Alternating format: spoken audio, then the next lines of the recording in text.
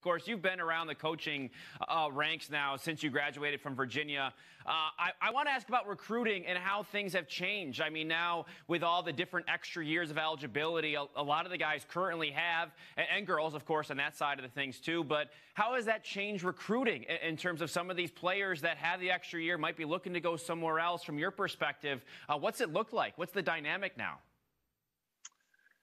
Yeah, you're looking at a lot of rosters when you look at programs that are in the top 10, top 15 that have stockpiled a lot of great players, and they're almost overloaded to some degree. And I'm sure there's younger players that, thought they could come in and play right away that might be finding themselves a little frustrated. And I'm not a fan at all of the transfer portal, to be honest. So not going to speak too much into that. I think at Utah, we pride ourselves in being a homegrown program and developing our players. If a player is interested in looking at the University of Utah, sure, but not really our first resource. I think the greatest thing that's happened in recruiting recently in the past few years is, pushing the contact dates back to, September 1st, like we used to. I think the early recruiting was something that also kind of plays into some issues that maybe some programs had with roster sizes and allocation of, players at certain positions. So, it'll be interesting to see. I think, this year was the first year of really seeing it. I don't think we've really seen the impact of it yet because now we're going to actually get a recruiting class coming in for another year with some kids that dealt with it as freshmen.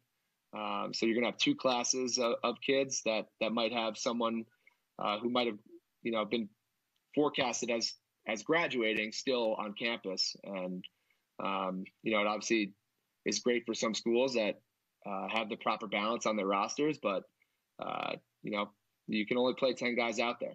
Yeah, that's a good point. You're right, because the depth is one thing, but also just being able to put who's on the field is another.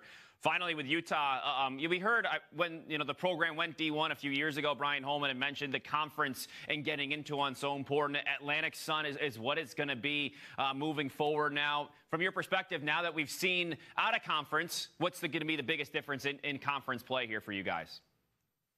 It's really exciting for us to officially be a part of a conference. I believe, having the opportunity to play in a conference tournament, there's always that motivational carrot at the end of the tunnel for your team. You want to be playing your best lacrosse at the end of the year. And that's going to be our goal is to win the A-Sun year in and year out, to dominate that conference. And, going back to your question on recruiting, it's certainly going to help us there. I think the only hit on us at Utah is, maybe an East Coast kids not being comfortable being that far away from home, and the fact that we didn't have a conference, and you kind of take that off the table, and now kids can compete to play in the NCAA tournament every year and win the A-Sun conference. And that's going to be wonderful for us as we work the recruiting trail this summer. And Brian, Will, and Marcus are out there working hard, and I'm expecting some great response from recruits and players who want to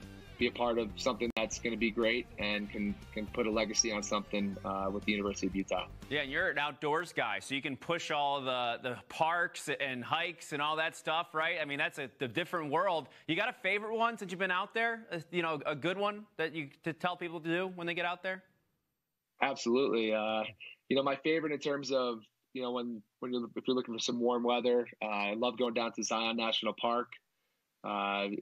It's a beautiful, beautiful place. It's as unique as it comes in anywhere in the world. And for me too, being in Salt Lake City, you're really kind of in the epicenter of some amazing places, not just in the state, but you can get up to Jackson Hole, Wyoming in about 5 hours, split that drive up with a few guys. And that's an easy drive to one of the most beautiful places for snowboarding, skiing.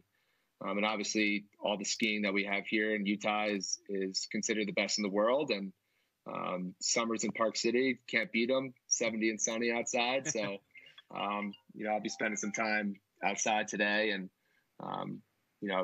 it's the most beautiful place I've ever lived and could ever imagine living. And imagine coming here for 4 years and being able to play high-level Division I lacrosse and compete for a national championship. I mean, what's better than that? It is incredible, and you're a guy from Long Island, so you agree. I mean, I'm a New Yorker myself, so like the moment I drove, just driving through Utah, driving to that area, it's like a whole different world, and it's incredible to see because, you know, things are so densely populated. There's a lot of deciduous trees and whatever. Then you go out there, and it's like, wow, like this is all part of the same earth, right? I mean, that's what's wild to me.